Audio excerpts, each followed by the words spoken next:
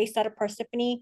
We've got Janaya Palmer and Carissa Ali, and I'll let them introduce themselves. And they're here to share with us their thoughts and learnings on suicide prevention. Ladies, over to you. Oh, thank you. Thanks for, introducing us and welcoming us to your community. As just mentioned earlier, September is National Suicide Awareness Month. So for tonight, we want to talk about suicide prevention, a community action. Just going to make this a little bit bigger. And just like stated earlier, my name is Janaya Palmer. I'm the Director for Suicide Prevention Services at the Mental Health Association, and one of our locations is here in Parsippany. And I'm here with my colleague as well.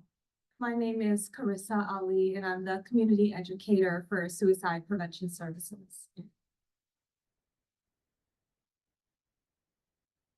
So just to get us started, I just want to give a quick overview of what we will cover today. So we're going to review what is mental health and wellness, signs and symptoms of mental health challenges, how to support someone who is struggling, how to talk about mental health, suicide awareness, and of course, we'll provide resources at the end as well. So what is mental health? Mental health includes our emotional, psychological, and our social well-being. It affects how we think, feel, and act. And it also helps determine how we handle stress, relate to other people, and make healthy choices. And it's also important to recognize that mental health is on a continuum. So oftentimes we find that people think of mental health as like one set picture when it could look different for all of us. We all have a mental health to maintain, as Carissa kind of described it. But when we say that mental health is on a continuum, this is like a clear picture here that we could range from healthy to reacting to injured or ill. And I'll just read some of the examples that's stated here. So when our mental health is healthy, we have normal mood fluctuations. So it's typical for our mood to change.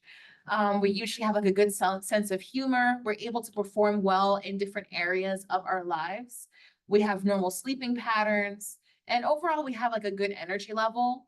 However, when we turn towards more reacting or that yellow phase, we may notice that we're a little bit more irritable or nervous or even feeling overwhelmed.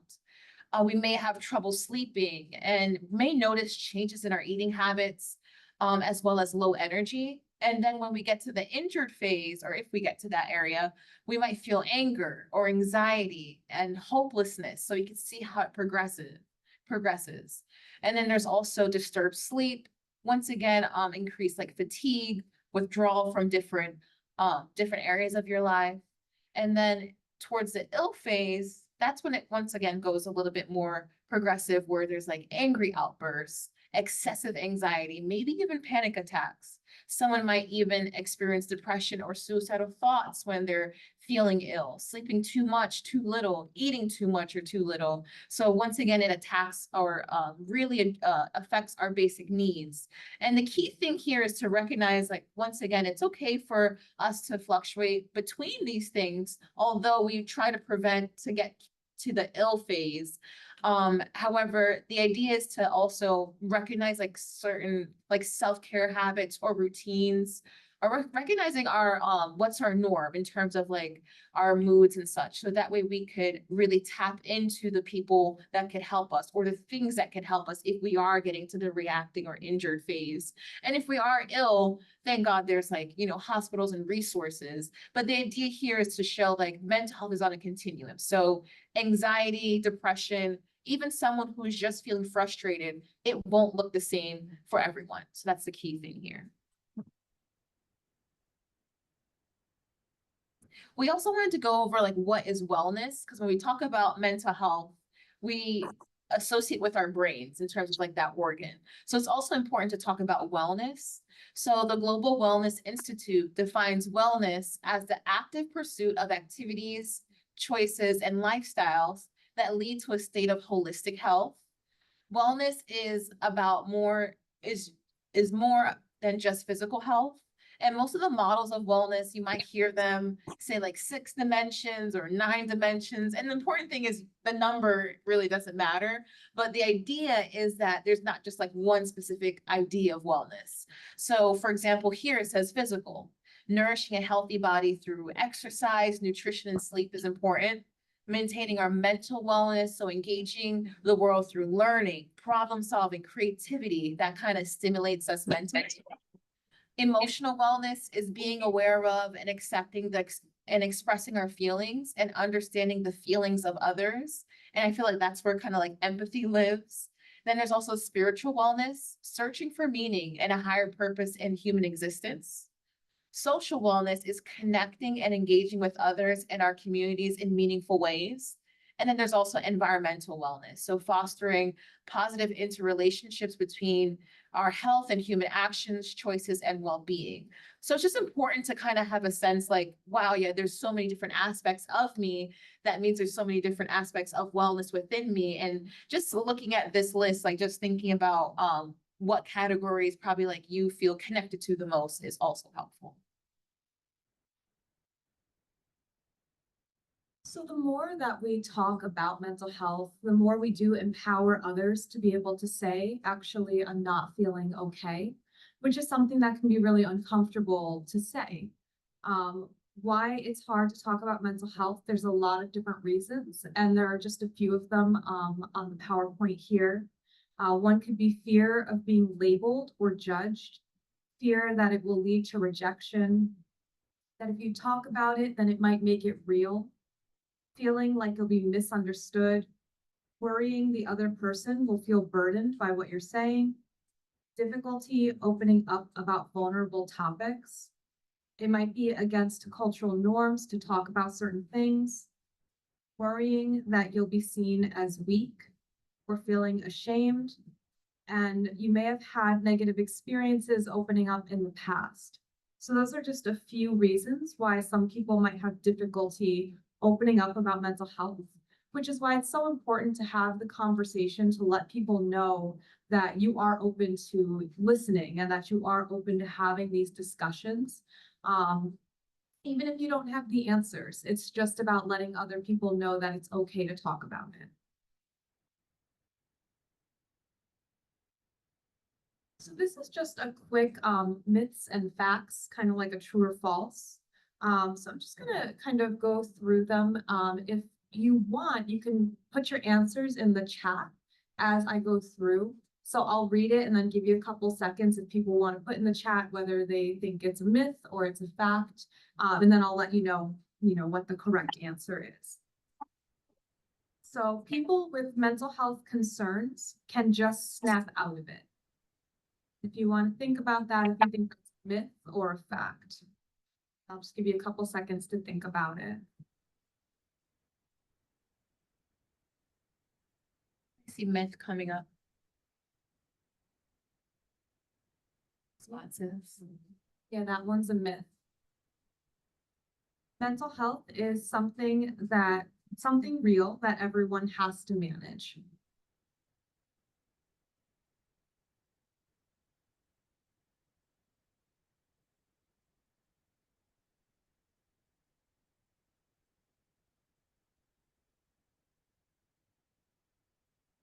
That one is a fact. Therapy and self-care are a waste of time.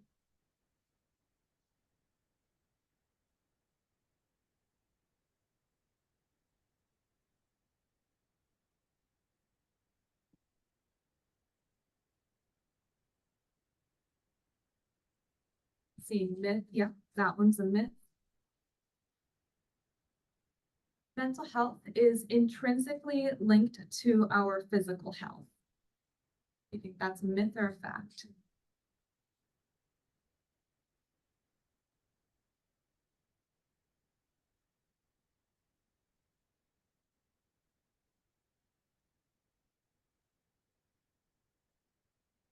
That one is a fact. Mental health can be positive, negative, or neutral.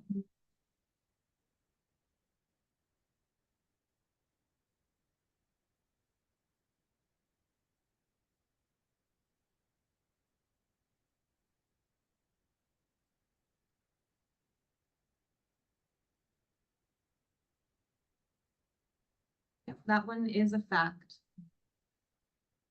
People with mental illness are faking it.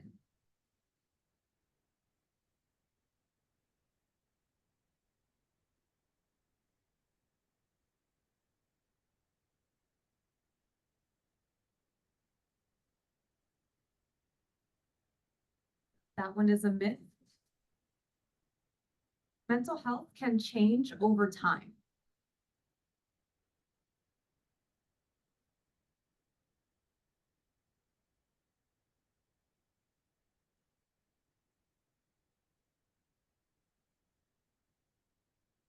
That one is a fact. If someone was talking about suicide before, but they are happy now, they must be over it.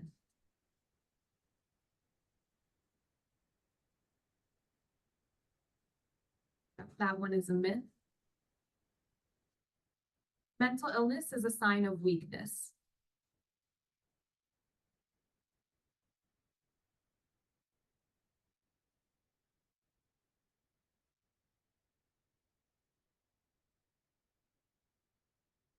That one is a myth. Mental health can be positively impacted by self-care and coping skills.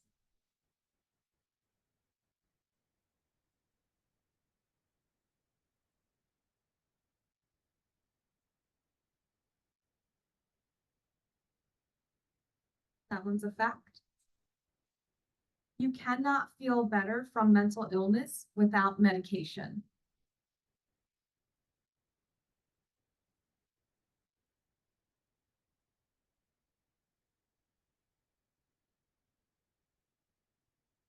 Yeah, that one is a myth. Of course, some people do require medication, and that's okay, but not everyone does. Progress with mental health is not linear.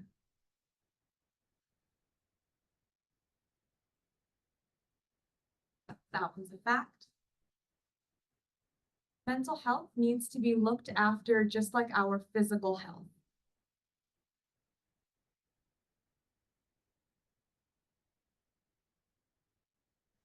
That was a fact. You can never feel better from a mental illness. Yep, that one's a myth.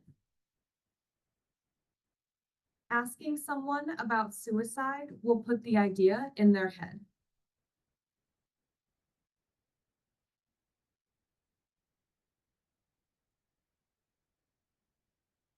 Yep, that one is a myth. And that's one of the ones a lot of people do get nervous about. You know, when they're talking with somebody, they get worried if they ask the question that it'll put the idea in someone's head. But there's been research to show that that's not the case. Asking the question just allows the person to tell you honestly what they're experiencing. And it helps them to not hold everything in, which can be helpful. And then the last one, talking about or bringing attention to symptoms will make them worse.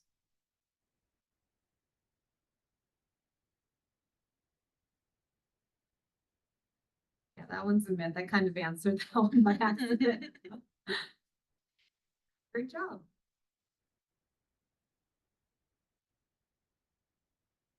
So when discussing mental health, we kind of talked about it a little bit already. But there can be a lot of fear surrounding discussing mental health with others, and how a person sees mental health can depend on these factors. So their individual lenses, like their own personal experience, regarding that culture, how mental health is discussed within their culture. Then there's also stigma. So usually that's like a mark of disdain or disgrace. And that's usually a key or big preventive factor as to why people are reaching out for help when it comes to mental health. Then also personal experiences and also their environment. So discussing mental health has become more normalized than ever before. I know I do find that like almost like due to the COVID-19 pandemic, it kind of did highlight the importance of talking about mental health, giving certain like feelings language and such. So I do think we are moving towards a more positive route when it comes to like being more open about it. And once again, creating spaces like this, like having us come in and talk about it is such a key thing. It can be helpful to be mindful of where others are coming from, like with their own mental filters when bridging a discussion. So we are hoping to equip you with also some language with like how to talk about mental health with others, but just also helpful to recognize like everyone's on their own path and journey when it comes to recognizing like their own mental health, but also talking about it with others as well. So some warning signs of mental health challenges. We broke this up into 4 different categories: social, emotional, professional, and psychological. So under social, some of the warning signs that you might want to look out for, whether it's for yourself or someone else that you know, is isolation and withdrawing from social situations or even like family and friends, increased screen time, intense fear of judgment, hypersensitivity to criticism, avoiding socializing, and feelings of loneliness. In terms of emotional warning signs, it may be persistent worry, racing thoughts, feeling keyed up like nervous, tense, or excited, on edge, irritability, restlessness, outbursts, repetitive behaviors, and low concentration. Professional warning signs may look like consistently missing work, task avoidance, or procrastination, and feeling overwhelmed. And psychological warning signs could be headaches, gastrointestinal aches and pains, excessive fatigue, changes in eating, difficulty falling or staying asleep, or sleeping too much, nightmares, or experiencing panic attacks. And of course, some of this is, in terms of isolation or withdrawal, or even avoiding social situations. These are things we want to look at. What is the person's norm? Because some people might be more introverted or some people might be more extroverted. So if someone tends to spend more time on their own, we don't necessarily say, oh, that's definitely a warning sign, unless there are other factors or if that's unusual for that person's behavior. Now, how to talk about mental health. So let's say that you need help starting a conversation about mental health. These are just some examples of like questions that you could utilize.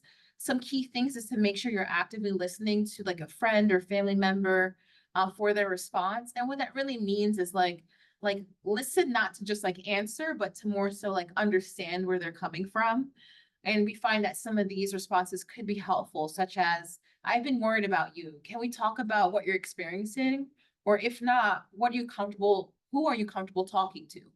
So I think those kind of like bring up some things about like perhaps like what you've seen, like by saying like, hey, I've been worried about you. And you can probably go even a little bit deeper because you've been sleeping more, or whatever the case may be that you kind of like physically like notice, like a sign. And then saying like, can we talk about what you're experiencing? Or if not, who are you comfortable talking to? Kind of gives that a little bit open-endedness and give that person some space to perhaps like respond to your question. Another one is, what can I do to help you talk about issues with your parents or someone else who's responsible and cares about you? Another response is, or question should I say, is, what else can I help you with? Like a very open-ended, simple one. And this last one says, I am someone who cares and wants to listen. What do you want me to know about how you're feeling? And I think that definitely like opens it up to show like you do care about that person. And then some more examples about like supporting perhaps like a friend or family member who may be exhibiting some like mental health challenges. Here's some other questions like, who or what has helped you deal with similar issues in the past? Sometimes talking with someone who's dealt with a similar experience helps. Do you know of others who've experienced these types of problems who you could talk with? Another one is, it seems like you're going through a difficult time. How can I help you find help? I think that is also another helpful one because it could be scary, like navigating, probably finding a therapist or even saying like, hey, I need help. But I really like how they phrase, how can I help you find help? Makes it feel like you're really not alone in that journey. And how can I help you find more information about mental health problems? once again, shows that they're not alone and you're willing to like look up information or if there's like support groups. And this last one says, I'm concerned about your safety. Have you thought about harming yourself or others? We're gonna go into more about like how to ask a question about if someone is thinking about suicide later on, but this kind of like gives a little preview to that. So when talking about mental health challenges, know how to connect people to help. So, we don't expect you to be responsible for knowing every avenue that someone can go down to find help. But if you do know someone or you feel like there may be someone in your life that may need some sort of mental health help, it can be good to do a little bit of research. Like I said earlier, we will provide you with resources as well. So you can always just kind of keep those resources handy also. Make sure to communicate in a straightforward manner. You want to speak at a level appropriate to a person's age and development level. So like preschool children need fewer details compared to teenagers who you can get a little bit more specific with. Discuss the topic when and where the person feels safe and comfortable. So we don't want in the middle of, a mall or something to say, hey, like you seem like you haven't been sleeping well, let's talk about it. We want to make sure that we're finding the appropriate time and space that works for that person. Because maybe we might be comfortable at like a coffee shop, but they want to talk about it at home. And then watch for reactions during the discussion and slow down or back up if the person becomes confused or starts to look upset. So this is really about talking to someone that you're familiar with, someone you care about. So it's really about you know them better than, let's say, maybe a professional that meets with them once. So you might be able to gauge this is what they look like when they're upset or when they're starting to get nervous or confused. So just be on the lookout for those sort of reactions. So this is just a nice little example. So this is about sometimes it is helpful to make comparisons to physical illness because I think a lot of times we think of our mental health as different than our physical health. So this example is that many people get sick with a cold or the flu, but only a few will maybe get really sick with something serious like pneumonia. People experiencing a cold are usually able to do their usual activities. However, if they get pneumonia, they will have to take medicine and may have to go to the hospital. So you can see how there has to be kind of this increase in care if the illness is more severe. So similarly, feelings of sadness, anxiety, worry, irritability, or sleep problems are common for most people. However, when these feelings get very intense, last for long periods of time, or begin to interfere with school, work, and our relationships, it may be a sign of a mental health challenge. And just like people need to take medicine and get professional help for physical conditions, someone with a mental health challenge may need to take medicine and or participate in therapy in order to get better. So just some importance of language. We do have a couple things that we say, try not to say these things and instead say this. It's really important to use person first language, which means that you're thinking of the person before you're thinking about the disorder, the diagnosis, or the mental health challenge that they're experiencing. So instead of saying she's schizophrenic, which then creates a label for that person, you would say she has schizophrenia. Instead of saying committed suicide, because the word committed has this sort of negative connotation, like, committed a crime, instead saying died by suicide or took their own life. Instead of saying failed or unsuccessful suicide, which puts this very odd idea of a success rate on it if it's completed, instead you would want to say a suicide attempt. And instead of suicide victim, saying a person who died by suicide. So it's just about kind of paying attention to that person first language and just seeing if you can practice it. These statements might not be in your everyday life, but maybe practice it with other statements. Like people will say, oh, he's diabetic. you know, even change it with those phrases saying, oh, he has diabetes, you know, and that's just our way of starting to practice that person first language. I feel like this is a good segue because when it comes to language, oftentimes I feel like part of the root of it is like coming through with a place of empathy when we're really communicating with people that the topic is like very important, like mental health. So Brene Brown is well known in like social work and is also an author. A key like statement or phrase from this video is that empathy fuels connection while sympathy drives disconnection. Chris and I really like this video and we think that you will too.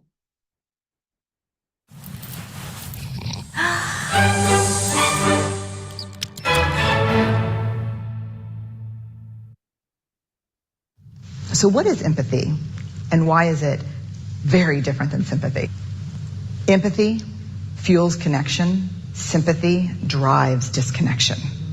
Empathy, it's very interesting. Teresa Wiseman is a nursing scholar who studied professions, very diverse professions where empathy is relevant, and came up with 4 qualities of empathy. Perspective taking, the ability to take the perspective of another person or recognize their perspective as their truth. Staying out of judgment, not easy when you enjoy it as much as most of us do. Recognizing emotion in other people and then communicating that. Empathy is feeling with people. And to me, I always think of empathy as this kind of sacred space when someone's kind of in a deep hole and they shout out from the bottom and they say, I'm stuck, it's dark, I'm overwhelmed. And then we look and we say, hey, climb down. I know what it's like down here, and you're not alone. Sympathy is, ooh, it's bad, no, you want a sandwich? Empathy is a choice, and it's a vulnerable choice, because in order to connect with you, I have to connect with something in myself that knows that feeling. Rarely, if ever, does an empathic response begin with at least. And we do it all the time. Because you know what? Someone just shared something with us that's incredibly painful, and we're trying to silver lining it. I don't think that's a verb, but I'm using it as one. We're trying to put the silver lining around it. So, I had a miscarriage. Oh, at least you know you can get pregnant. I think my marriage is falling apart. At least you have a marriage. John's getting kicked out of school. At least Sarah is an A student. But one of the things we do sometimes in the face of very difficult conversations is we try to make things better. If I share something with you that's very difficult, I'd rather you say, I don't even know what to say right now, I'm just so glad you told me. Because the truth is, rarely can a response make something better. What makes something better is connection.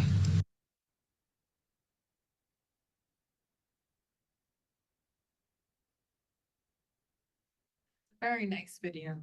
Definitely enjoy it.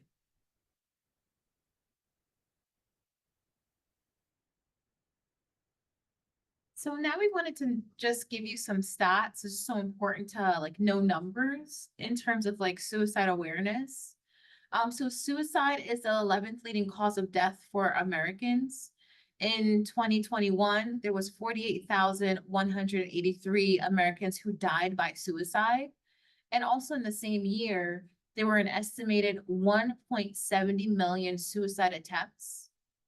Suicide is the second leading cause of death for youth ages 10 to 24, and the third leading cause in New Jersey. Guns are used in more than half of all suicides. On average, there are approximately 132 suicides per day. Men die by suicide 3.9 times more often than women. And when it comes to that particular stat, that's simply because men typically use more lethal means when they are doing their suicide attempt.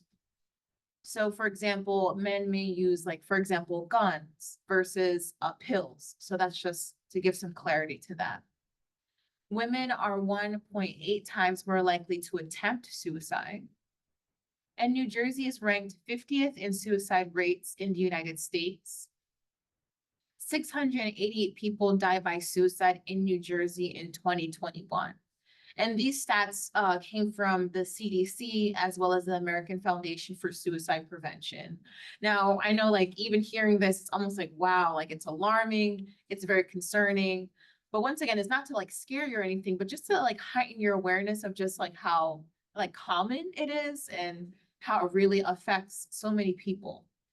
The families that these people are connected with or whoever was in their communities, just to like heighten your awareness in that sense. And in terms of like trends regarding this topic, just as you saw in the earlier slide, there is a mental health crisis among youth, especially with the stats that said it's the second leading cause of death. Like suicide is the second leading cause of death for youth as early as age 10. And that's why there's so many different resources that I find that's being built and being out there for youth to address this issue. There's also increased risk amongst veterans. I'm finding that there are more services for just about like almost all the populations that's on this slide. There's increased risk among LGBTQ individuals.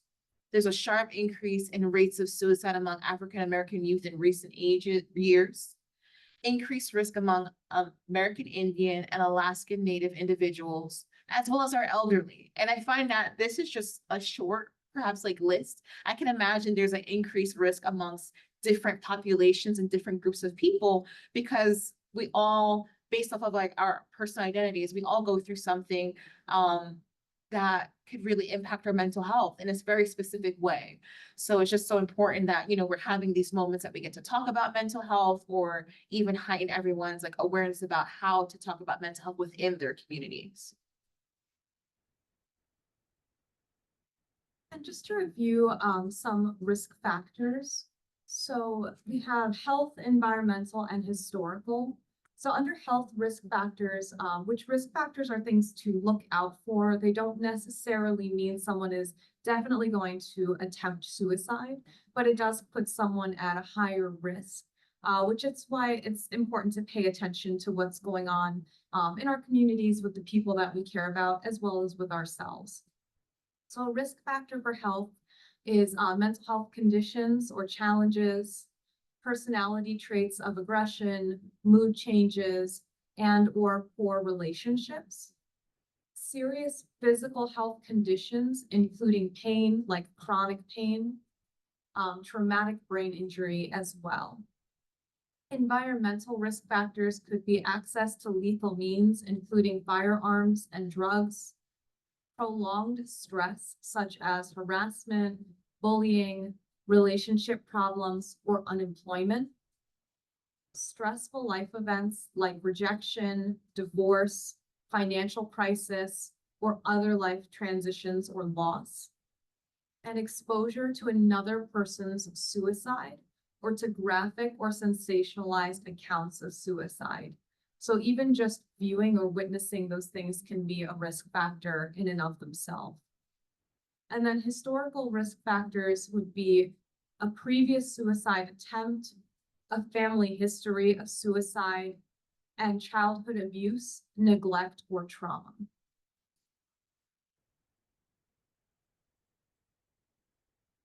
So it is really important to reduce lethal means, especially if you are living with or close with someone who is experiencing thoughts of suicide or has attempted suicide in the past. Chronic suicidality, if it's present, means that you would want to consider what steps you can take to help keep that person safe. So if someone has had a history of attempting overdose, you would want to secure medications and dangerous chemicals. Now, this doesn't just mean prescription medications. This also means any kind of over-the-counter medications as well. Because unfortunately, if someone's in a very dark place, they could potentially go to anything that they think might assist them in an attempt. Tylenol, I'm not sure how many people know this, but it's been becoming more widely known that it can be very dangerous taken in large doses. So even though it's over the counter, it's another thing to make sure is secured and locked away. Another thing, if someone experiences self-injury like cutting, making sure to safely store knives, scissors, razors, anything sharp in the household. And always practice safe storage of guns or remove them from the home if possible. Safe storage of guns, of course, means they're under lock and key. The key is not available to the person, and that the ammo is stored separately from the actual gun.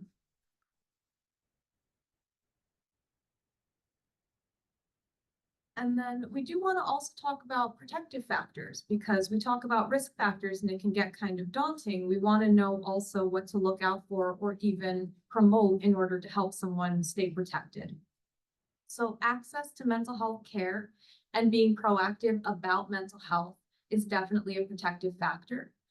Being proactive can look like participating in self-care, making sure to get to medical and psychological appointments, socializing, things like that.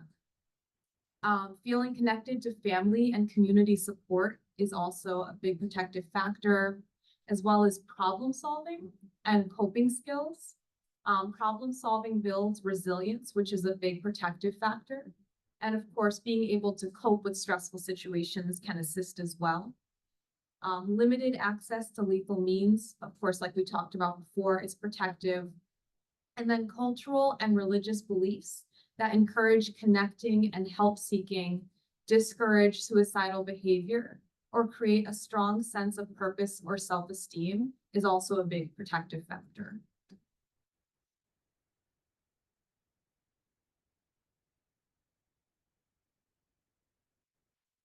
So warning signs of suicidality, you may notice certain warning signs, and that could come up in how someone talks, behave, and their mood. So like just even thinking about like how we began this presentation, and Carissa talked about mental health and how it affects how we think, feel, and act. That's why these three categories are here, because that definitely affects how someone thinks, feels, and acts. So in someone's like speech, they may talk about ending their life, having no reason to live, maybe feeling trapped or hopelessness, feeling worthless, being in unbearable pain, or feeling like they're a burden to their family members or friends. And then in terms of their behavior, there could be an increased use in alcohol, issues with sleep, like we mentioned earlier, sleeping more or even less than usual, acting reckless, withdrawal from family members and friends, not participating in activities, especially activities that they typically really enjoy doing, looking for ways to kill themselves, giving away personal possessions. That's a very key one. Like they may even name the individual and really pinpoint specific personal possessions that certain people in their lives should have, and also a neglect of hygiene. And then in terms of mood, they may be feeling depressed, anxious, irritable, agitated, and impulsive. And I know we talked about risk factors and protective factors, but just kind of like summarizing it, like the number one risk factor for just about like all ages is trauma. And trauma can be very subjective to us all, but something that someone may have found traumatic and how they respond to that. But the number one protective factor, especially with like youth, is a trusted like adult, like someone that they feel like they could find that they could feel like they could easily talk to if they're like feeling stressed or anxious. And then Carissa knows, like I always say, like trusted adults also need trusted adults. So as adults, we also need to identify like who is someone I could go to when I am not feeling like myself, before it really gets to something a little bit more serious. Because if we look at that, we do have a lot of protective factors around us, but it's a matter of identifying early on before something actually does occur.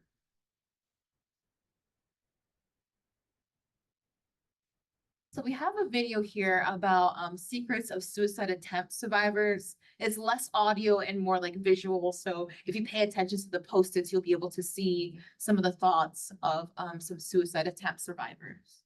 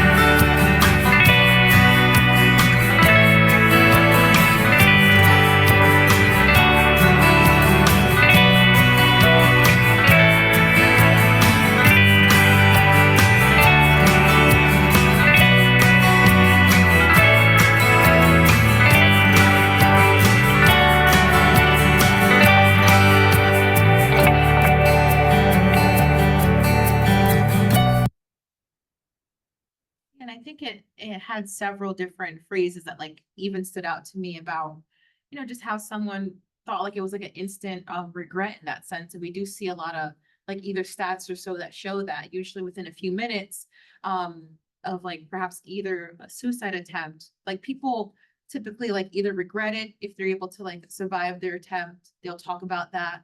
And it just shows like if there is someone that they can connect to when they are feeling perhaps like in that like dark place, then that could help them like climb over that hump of feeling like in that dark place alone. And that's like the power of connection, I think. Suicide does not always sound like I want to kill myself. It can also sound like I just want to sleep forever. I don't see the point anymore. I'm a burden to everyone. I just want this to end. I feel in constant pain. I wish I have never been born. And why should I bother trying? So, oftentimes with the topic of suicide, people are not necessarily like using that actual term. So it's just important to be familiar with the phrases because once again, this is a moment to just heighten all of our awareness. So if anyone were to like mention that, that's when it could be followed with other questions like, oh, like, what do you mean by that? Just to get some more clarity and such. Because oftentimes the word suicide is not being utilized by the person who is thinking about it. So just important to have this familiarity. And just a little bit more about language. So these are a couple do's and don'ts. I'm actually going to read the don't column first because we always like to end on positive. So you don't want to minimize the situation. Sometimes certain things we'll see someone struggling with and we'll think, oh, that's not that difficult or that's not that hard. But you never know why someone's struggling with something, what else might be on their plate, or if that thing is just difficult for that person. So we don't want to minimize the situation. We don't want to be afraid to ask questions. So we talked about earlier during the myths and facts that asking the question won't put the idea in somebody's head. So it is important to ask. Some people might be confused because maybe they're not thinking about it, but it's always good to get the answer. And you don't want to interrupt the person. If they are sharing with you, you want to make sure you're creating a space that lets them know that you're there to listen and to have this conversation with them. You don't want to cut them off and make them feel like what they're saying isn't important. So what not to say? Don't worry, everything will be all right. By next week, you'll forget all about it. This is nothing. Cheer up. You have so much to be thankful for. So a lot of these phrases, a lot of us have used, and they're all well-meaning. We're not saying these things to hurt someone. We're not saying them to put somebody down. A lot of times we're saying them because we're either uncomfortable with the conversation and not sure where to go, or because we think that these things could be useful in certain contexts. But if you're telling someone, don't worry, or this is nothing, or cheer up, you're shutting down the conversation. And you can see how a lot of these comments don't really have a way for someone to respond to continue talking about what's bothering them. So on the do side, do take the person seriously. Make sure that you're really listening and that you understand what they're saying and that you're not, like we said before, not minimizing it. Do acknowledge the feelings that come up. So just even reflecting back, sometimes you sound really sad. I can see you're really upset. Just simple things like that can be really helpful. And of course, listen, which I know we've said so many times, but it's really important.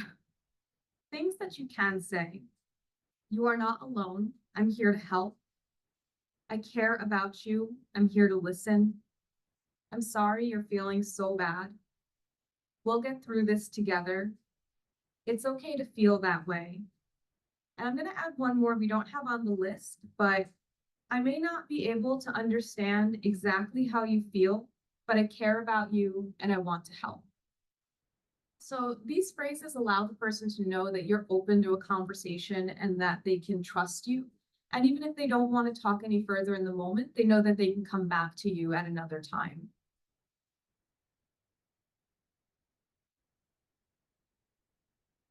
So if you do find yourself in a situation where someone you know discloses that they're thinking about suicide, these are the things that you can do. So again, asking the questions. How long have you been feeling this way? Do you have a plan? And I know these questions can be really scary. So sometimes it's good to even practice them, even if you think you're never going to need them. It's just good to kind of have them in your wheelhouse. Because if the situation does happen to come up, you'll feel a lot more prepared and a lot less scared to ask the questions. Make sure to listen again, non-judgmentally. Be open and honest. Do not make promises that you cannot keep. Sometimes people will come to you and say, I need you to keep this just between us. But if they then say to you, I'm going to go home and hurt myself, and you've promised not to tell anyone, now, unfortunately, you're feeling stuck with the responsibility to stop that person from doing what they're doing when you could be getting them professional help. And then explain what steps are going to follow. Be clear about what you're going to be doing, how you're going to be helping them. And even if the being clear and honest is about, I'm not sure what the next steps are, but let's figure it out together. And then connecting to services. So you may have to call crisis or go to the hospital with someone, discussing what the options are with the person, and offer, again, to work together so that they don't feel like they're doing this alone.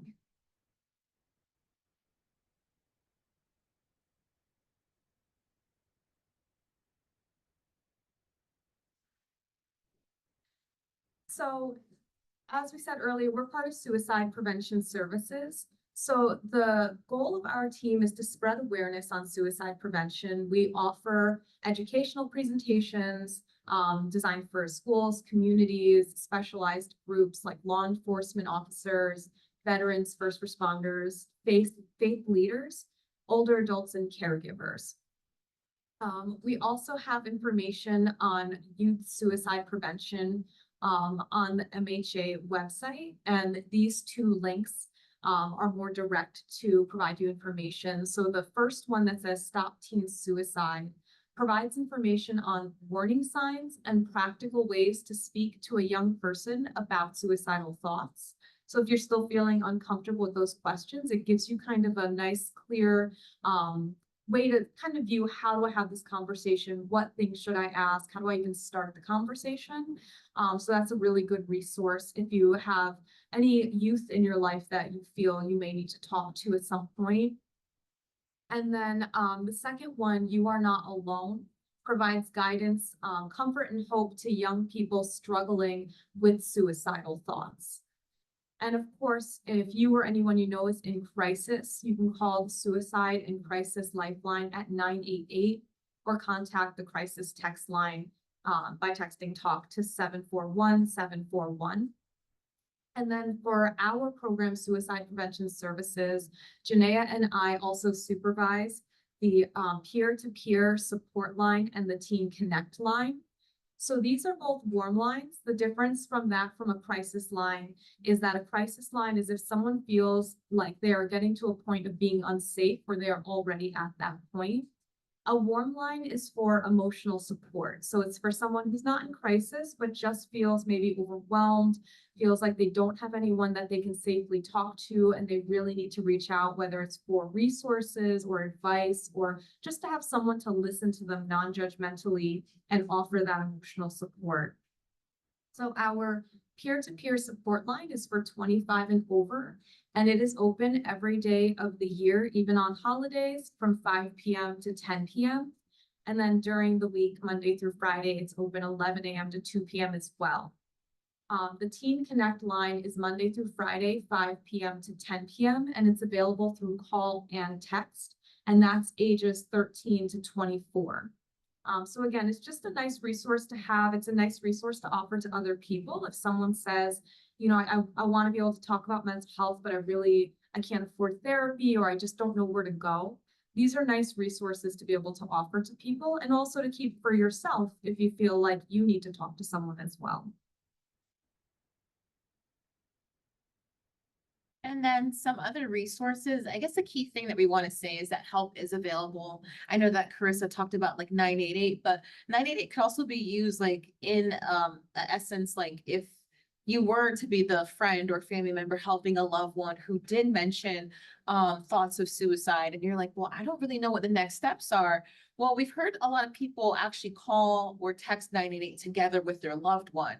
And then that could be that bridge where they could ask those, you know, sometimes it's like uncomfortable questions of, do you have a plan and all that stuff.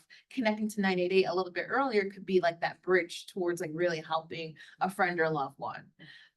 Some things that we just wanted to like just note is that like there's so many treatments that's effective, and usually it's a combination of things, as we talked about like our wellness earlier. So that could be having a therapist or a counselor to have talk therapy.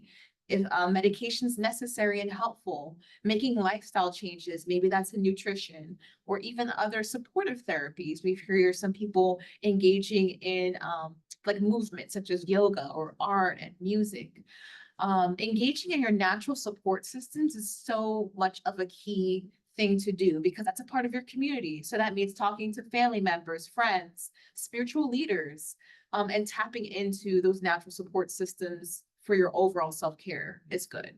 Another thing is making sure to stay connected to primary care physicians. It may sound silly, but you know, oftentimes if we're neglecting like our physical health, that could really impact our mental health as well, because once again, we can't separate our brains from our bodies. So, you know, it's good to really keep up with that and maintaining those visits. And then for those who are like workers, full-time, part-time workers, oftentimes jobs have something that's called Employee Assistance Program, EAP. And what that does is they give like free short-term counseling for any employee that signs up.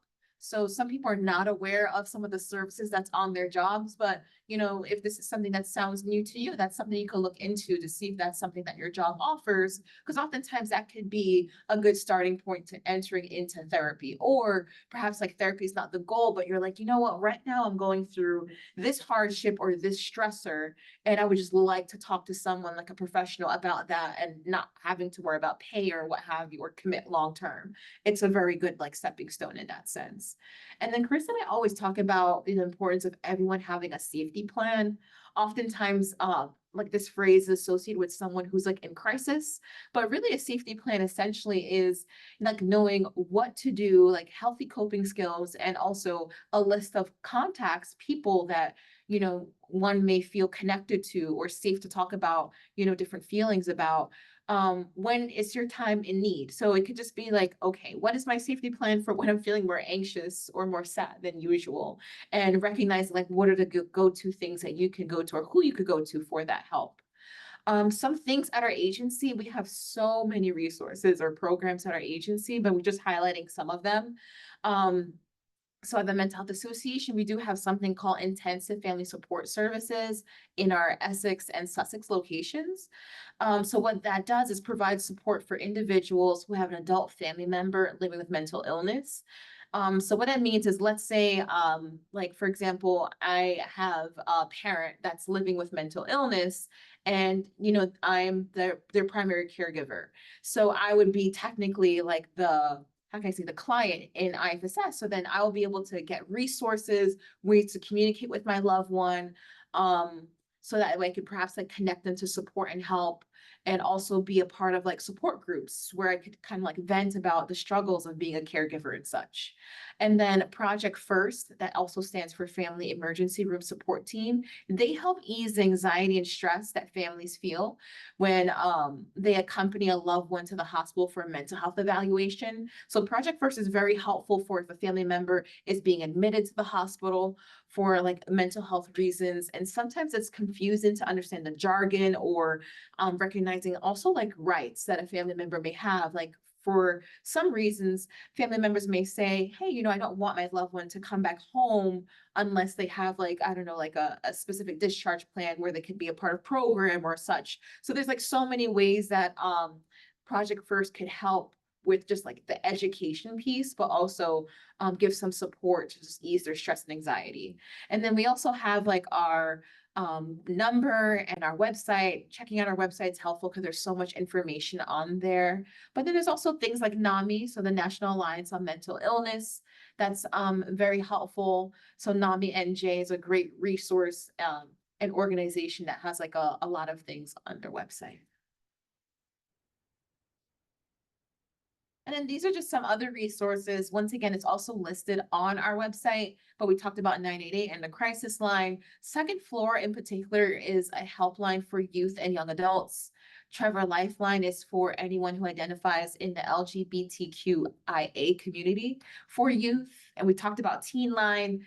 A helpful resource that we use ourselves is the American Foundation for Suicide Prevention, but there's also Society for Prevention of Teen Suicide. So there's like so much things out there, and sometimes it can be overwhelming, but you know, it's just helpful to like just start with one thing and one thing at a time, just to educate yourself or share something with someone that you may know.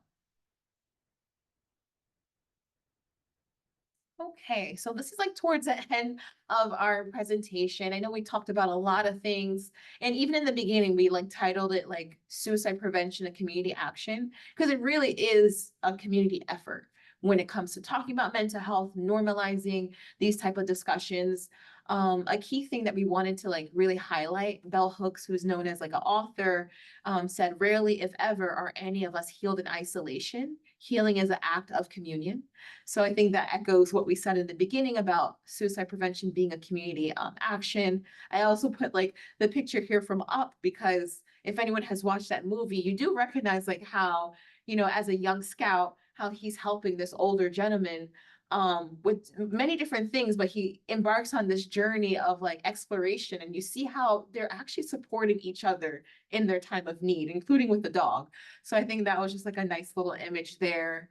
And the key thing here is like that you're not alone. So whether it's from the books that we read or the movies that we watch or the communities that we're a part of or faith-based organizations, I feel like we're all saying the same thing, but in just different ways, that we really need each other to like survive and thrive. And that's okay, because healing is really an act of communion. And that's the end of our presentation.